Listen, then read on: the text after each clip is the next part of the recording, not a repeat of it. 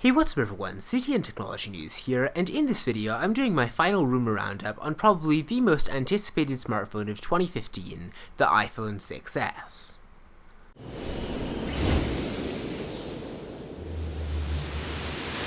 So Apple's latest iPhone is actually due to release on September the 9th, and a ton of leaks have been circulating on what Apple will be delivering in their upcoming model.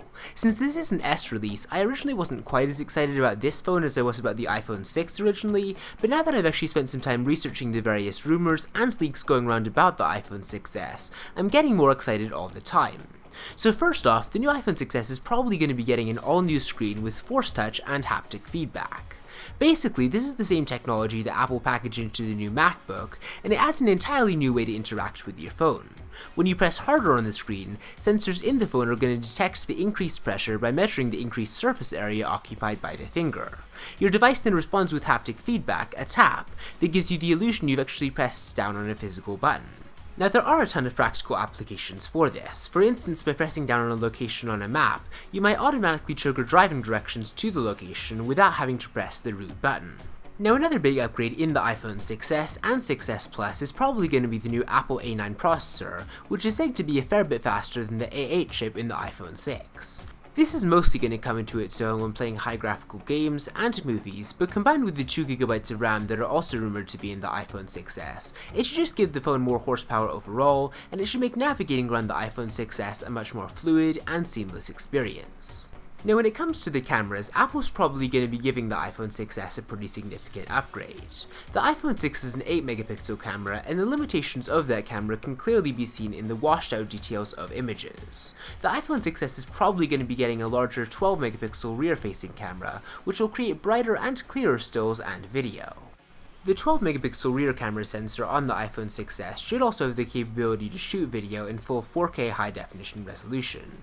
The existing iPhone 6's 8-megapixel camera shoots perfectly decent 1080p video, but Apple probably will be wanting to upgrade the resolution for the upcoming model just so they can say they did. While 4K does offer a better, sharper look, for a lot of people the new feature won't immediately make a difference. Relatively few people have purchased a new 4K TV or monitor needed to watch the higher quality video, and you're not going to be able to tell any difference when watching videos on your phone itself. Having said that, Apple is working on a far brighter OLED screen for one of its upcoming phones, and I'm expecting this to ship with the new iPhone 6s. If it does hit Apple's upcoming model, the pictures and videos that you do take with the 6s's improved camera are going to look better, even though you won't be able to detect the higher resolution.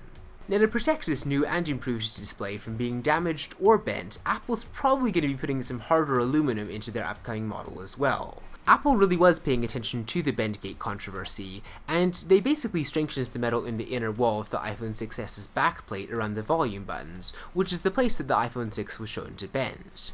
Also, the screws that hold everything together are in different places inside the phone now, which should help spread out the tension when the iPhone 6s is in sort of a compressed situation or if someone's trying to bend it, and it probably should prove that the iPhone 6s won't be as bendable as the iPhone 6. And while I'm talking about the new design, I actually do believe the rumors that the new 6s is going to be coming in two new colors, rose gold and then also a darker shade of space gray. These new color options are very similar to what Apple's done with the iPod Touch 6th generation, and I wouldn't be surprised if Apple basically took the iPod Touch colors and brought them to their iPhone line.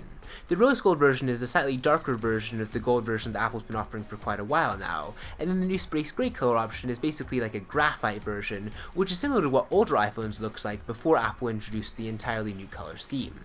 But anyways, that's pretty much all the big upgrades that people are expecting to see in the iPhone 6s. As you can see, the design of the upcoming model is very similar to the iPhone 6 in keeping with Apple's tradition, but that's not necessarily a bad thing since the 6s will probably be faster, more powerful, and it should have a better camera as well. But let me know what you're excited to see in the iPhone 6s in the comments below. Be sure to stay tuned to my channel for more on the iPhone 6s when Apple unveils it at their event on September 9th. Definitely be sure to give this video a thumbs up if you enjoyed it and you are excited by what Apple is planning, and I will see you next time.